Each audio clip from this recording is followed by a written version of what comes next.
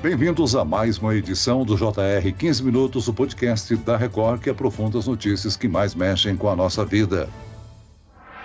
O que o morador de um condomínio pode guardar em casa e o que ele não pode fazer? O incêndio que atingiu o prédio residencial em Campinas, no interior de São Paulo, levanta um debate para a convivência, segurança e as responsabilidades dentro dos edifícios. O local pegou fogo após um artefato explodir dentro de um cofre. No apartamento de um coronel reformado foram encontradas 111 armas de fogo, entre rifles, fuzis e espingardas, um alto número de munições e 2 granadas. No país, de acordo com a Associação Brasileira de Síndicos Profissionais, são 700 mil condomínios e cerca de 70 milhões de moradores. Mesmo dentro de casa, o morador pode armazenar armas e explosivos em caso de irregularidade, o que pode ser feito por vizinhos e pela administração. E quais são as regras básicas para se viver num condomínio? O JR 15 Minutos de hoje recebe a presidente da Comissão Especial de Direito Imobiliário da Ordem dos Advogados do Brasil em São Paulo, Ana Lívia Ribeiro, para discutir regras e a política da boa vizinhança dentro dos condomínios. Bem-vinda ao nosso podcast, doutora. Olá, muito obrigada. Agradeço a oportunidade e o convite de estar aqui com você. Quem nos acompanha nessa entrevista é a repórter do Jornal da Record, Gabriela Dias. Gabriela, segundo a polícia, o incêndio no local provocou explosões em série, inclusive com a detonação de uma granada, é isso? Olá, Celso. Obrigada pelo convite mais uma vez. Oi, doutora Ana. O estrago foi grande, viu, Celso? A explosão atingiu outros 4 apartamentos e danificou o elevador do condomínio. Alguns moradores precisaram ser atendidos, mas nenhum, felizmente, ficou gravemente ferido. O primeiro andar segue interditado e quem mora ali no prédio ainda não pode voltar para casa. A perícia concluiu previamente que o fogo começou após a explosão de um artefato, e isso então desencadeou o incêndio no imóvel. O Comando Militar do Sudeste informou que o coronel tem certificado de registro válido de CAC, caçador, atirador ou colecionador, mas não disse se ele poderia ter o arsenal em casa. O coronel reformado foi encontrado com um ferimento por faca em um bairro de Campinas e foi levado para um hospital do Exército. Doutora Ana, ainda que exista uma autorização para portar armas e artefatos explosivos, armazenar o material no apartamento coloca em risco a segurança de outros condôminos, né? O que deveria ser feito? Correto, Gabriela. De fato, ter aí esse tipo de ferramenta, instrumento, né, armazenado numa unidade condominial não é o adequado, considerando o risco aí de explosão envolvido. Então, nesse sentido, o que nós temos, né? Cada condômino que é proprietário aí da sua unidade autônoma, do seu apartamento, do seu imóvel, tem direitos a exercer, né, a sua propriedade, mas há uma limitação, porque nós estamos num contexto de condomínio.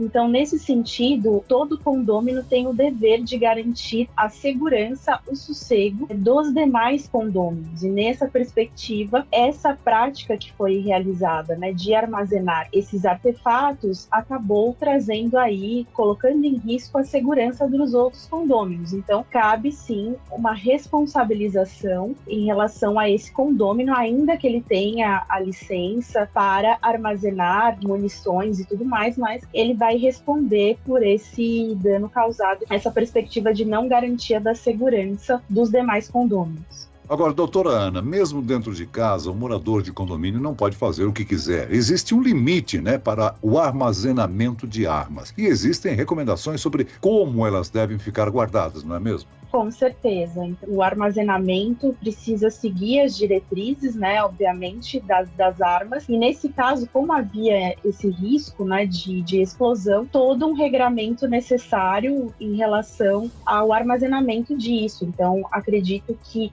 numa unidade autônoma não seria o melhor local para armazenar, né, esse material que tem risco explosivo. Inclusive, tenho que observar um regramento, né, que o próprio Corpo de Bombeiros, a Defesa Civil, todos esses órgãos recomendam, né? E nesse caso, como se trata de um militar, com certeza tem conhecimento de todas as regras que devem ser cumpridas para que não se coloque em risco as demais pessoas que não só integram o condomínio, mas frequentam o condomínio. E quais outros objetos ou materiais não podem ser armazenados em um apartamento por questões de segurança? Nós temos a perspectiva, né, de, enfim, materiais, né, que envolvam aí, que decorram de atividades ilícitas, obviamente, porque é ilegal, então não podem ser armazenados. Esse contexto de armas de fogo ou outros tipos de armamento também, né, sem a licença devida e sem, obviamente, a guarda indicada, né, com todos os procedimentos, também ingressam nessa perspectiva. Os condomínios são espaços compartilhados onde os moradores convivem diariamente, e as regras nesses ambientes são importantes para que essa convivência ocorra numa harmonia, né? Quais são as normas básicas de um condomínio? O interesse coletivo está acima do individual, não é mesmo? Correto. O que nós temos em termos de regramento condominial, a figura mais importante é a convenção de condomínio, na sequência o regimento interno, que são diretrizes, né, de funcionamento, da utilização tanto das áreas comuns, né, de todos os condôminos, quanto das áreas exclusivas, que são as unidades. Num segundo momento, nós temos a própria legislação, né, o Código Civil, enfim, todos os outros regramentos. Então, tanto a convenção quanto o regimento interno não podem ir contra a legislação nacional. E nesse sentido, de fato, o interesse coletivo, ele vai prevalecer em relação ao individual. Obviamente que o direito de propriedade daquela unidade autônoma precisa ser preservado, mas ele vai sofrer limitações porque estamos num contexto de um condomínio. Então, de fato, o que prevalece é o interesse coletivo. Doutora Ana, essas normas orientam sobre os direitos e deveres dos moradores, mas o condomínio pode definir regras internas? Existe essa possibilidade, né, de definição de regras internas em relação ao funcionamento, por exemplo, das portarias, da garagem, né, enfim, o trânsito ali de pessoas. Então, há essa possibilidade de regramento de todo o uso dessa área comum, uso de piscina, salão de festas, toda a parte de lazer, né, há todo esse regramento que, como eu disse, obviamente não pode ir contra legislações nacionais, mas tem a liberdade ali de estabelecer esse regramento próprio. Uma das discussões mais comuns nos condomínios é sobre a criação de animais de estimação, né? O que diz a lei sobre animais em apartamento, doutora? Além disso, essas normas são válidas para a criação de bichos exóticos ou selvagens? No passado, nós tínhamos um contexto, né, de convenções de condomínio proibindo, né, a existência ali de animais e muitas vezes demandando a necessidade de que o condômino ingressasse judicialmente para contestar isso e conseguir, enfim, ter ali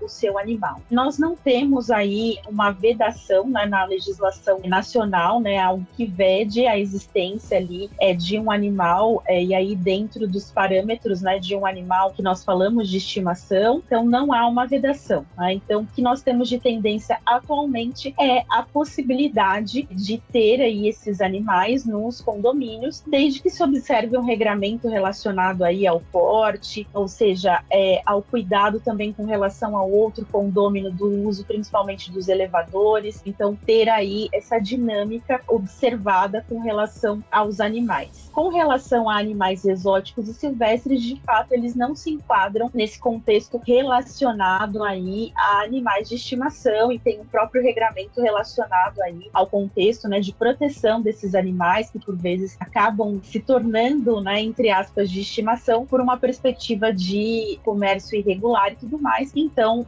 nesse caso, esses animais, eles não estão enquadrados na possibilidade de que os condomínios tenham aí de autorização, né, para ter aí um animal de estimação. Então, nós estamos falando de animais aí dentro do contexto de cachorros, gatos, nesse contexto já de um padrão em termos de animais que são considerados animais de estimação. O que passa disso, e aí não estou falando de pássaros, mas num contexto de animais exóticos e silvestres mesmo, nós temos uma própria proibição, né, que vem aí de legislação federal, dos órgãos de fiscalização, que não é um ambiente adequado para esses animais, inclusive estão em risco aí num contexto desse de estar numa unidade condominial. Doutora Ana, muitas pessoas exercem atividades profissionais sem sair de casa. Outros precisam atender clientes pessoalmente. Essas pessoas que vivem em condomínios podem atender clientes em casa? Com o contexto da pandemia, nós tivemos, né, no pós-pandemia, essa perspectiva do home office. Então, de fato, os condomínios se tornaram aí, né, além da residência, o ambiente de trabalho. Mas, de fato, nós temos limitações, né, com relação ao exercício dessa atividade num contexto de receber aí um número considerável de clientes na unidade autônoma, que ali tem um contexto, né, de uso residencial. E aí não estamos falando dos empreendimentos que têm um uso misto, que nós sabemos que tem ali unidades comerciais, e aí não há nenhum problema, nenhuma restrição em relação a isso. E também num contexto que nós sabemos de empreendimentos novos que tem um espaço para o home office. O que vale aqui é o contexto da razoabilidade, da proporcionalidade. Se de fato há uma perspectiva ali de terceiros ingressando no condomínio que podem colocar em risco a segurança dos demais condôminos, entendemos que nesse caso não seria possível essa dinâmica de atendimento ao cliente, né? Não estou dizendo aí no contexto online, fato aí é outra dinâmica, mas um atendimento presencial que acabe trazendo ali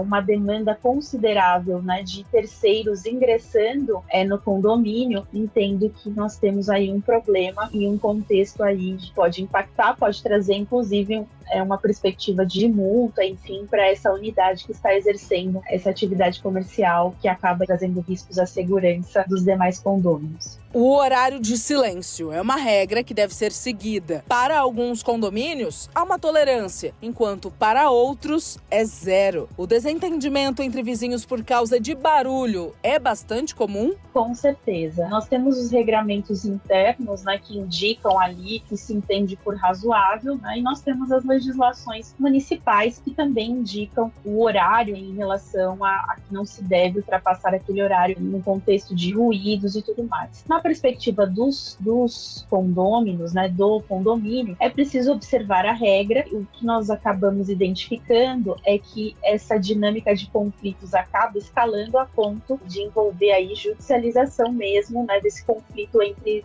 condôminos. E aí nós não estamos falando apenas de ruídos relacionados a uma música, a um som alto, ou a alguma festa, ou algo nesse sentido, mas por vezes ruídos relacionados aí a transitar na sua própria unidade, a barulhos comuns ali da utilização do imóvel que acabam sendo realizados em horários de descanso e sossego. Agora, a janela de um apartamento, doutor, é uma área de uso restrito. A varanda é privativa. Os moradores podem pendurar objetos, roupas, estender roupas nessas áreas? Ou isso é determinado pelo regimento interno de cada prédio? No caso, nós temos aí, né, numa legislação civil geral, eventuais prejuízos que sejam causados ali, né, que decorram do seu próprio imóvel, serão de responsabilidade do proprietário. Então, a partir do momento em que eu acabo colocando um vaso ou mesmo pendurando algo e isso acaba trazendo prejuízo para terceiros que estão passando ali, né, isso no uso da varanda, como foi mencionado, o condômino, o proprietário, ele vai responder por isso. Isso é a legislação geral e nacional. Agora, no contexto dos condomínios, de fato, costuma-se ter uma vedação para evitar esse risco, né, de que seja aí, de que um terceiro que nada tem, que nenhuma relação tem com o condomínio, seja impactado, né, e de fato, esse contexto da utilização da varanda para essa perspectiva que acaba trazendo esse risco de causar prejuízos a terceiros, de fato, há uma proibição presente, né, na convenção e no regimento interno dos condomínios. Agora, doutora, como explicar às pessoas menos conscientes que dentro de casa existem regras de boa vizinhança? Os vizinhos precisam ter educação e bom senso, mas a administração pode intervir? Com certeza. O que se recomenda, né, nessa perspectiva dos condomínios, além das assembleias que são realizadas, enfim, das reuniões, dos comunicados, é também promover aí reuniões relacionadas à conscientização mesmo do convívio coletivo, né, da dinâmica condominial. Então, de fato, é uma recomendação porque, por vezes, algumas pessoas não têm o hábito, né, não estão acostumadas com essa vida em condomínio e precisam ter aí conhecimento e a orientação orientação do que deve ser feito. Então, a recomendação é que, além dos encontros que são regulares, né, trazer também essa dinâmica de conscientização, de educação desses condôminos. Muito bem, nós chegamos ao fim desta edição do 15 Minutos. Eu quero aqui agradecer a participação e as informações da presidente da Comissão Especial de Direito Imobiliário da Ordem dos Advogados do Brasil em São Paulo, Ana Lívia Roberto Custódio Ribeiro. Obrigado, doutora. Muito obrigada, uma alegria estar com você. E agradeço também a presença da repórter do Jornal da Record, Gabriela Dias. Obrigado, Gabriela. Celso, muito obrigada pelo convite mais uma vez e eu agradeço também a todas as explicações da doutora Ana. Até a próxima. Esse podcast contou com a produção de David Bezerra e dos estagiários Fernando Russo e Isabela Santos. Sonoplastia de Marcos Vinícius. Coordenação de conteúdo, Edivaldo Nunes e Deni Almeida. Direção editorial, Tiago Contreira. Vice-presidente de jornalismo, Antônio Guerreiro. Você pode acompanhar o JR 15 Minutos no portal r7.com, nas redes sociais do Jornal da Record e nas principais plataformas de streaming. Eu, Celso Freitas, te aguardo no próximo episódio. Até amanhã.